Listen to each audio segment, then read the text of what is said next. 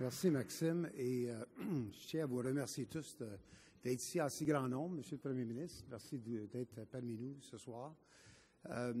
Écoutez, pour moi, c'est un honneur. Je voulais vous dire pourquoi je suis associé à cette campagne.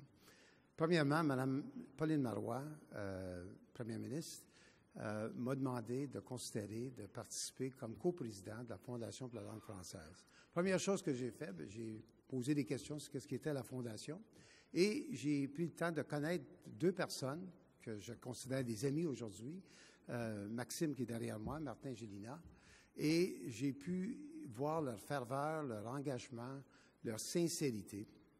Et donc, pour moi, c'était vraiment pas tellement difficile à dire oui. Et je suis très heureux et très fier d'être ici parmi vous et d'avoir l'accueil que vous m'avez accordé dans la période où on s'accueillait tantôt à l'arrivée. Il y en a d'entre vous, certains, vous êtes un peu surpris de me voir sur la scène. J'en ai parlé un petit peu à Mme Marois. Mme Marois, elle m'a dit, suite à une rencontre qu'elle a eue avec un ex-collègue, qui a posé un peu la même question. Et elle a répondu, elle dit, c'est bien au-delà de la partisanerie politique et bien au-delà des croyances sur l'avenir du Québec. On a quelque chose en commun et c'est l'amour du français. Et elle a raison.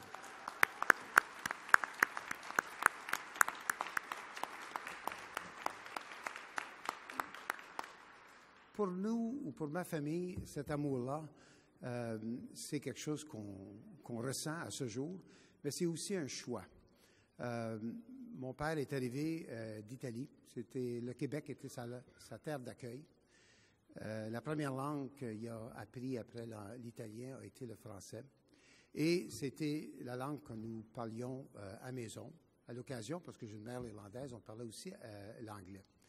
Mais on a toujours mis le français au centre de notre interaction avec nos voisins, avec nos concitoyens, et je dirais à travers de nos parcours professionnels. Donc, pour moi, c'est une façon de dire merci si je peux contribuer à encourager les gens à contribuer à cette cause. Et je suis certain qu'on va pouvoir réussir. Je voulais aussi ajouter un élément qui est pour moi bien important, parce que je viens juste de décrire le français comme notre langue commune, et ça l'est notre langue commune. Mais pour moi, c'est le passeport pour bien vivre, pour mieux vivre pleinement la réalité du Québec. Donc ça, je l'ai vécu, et vous avez raison.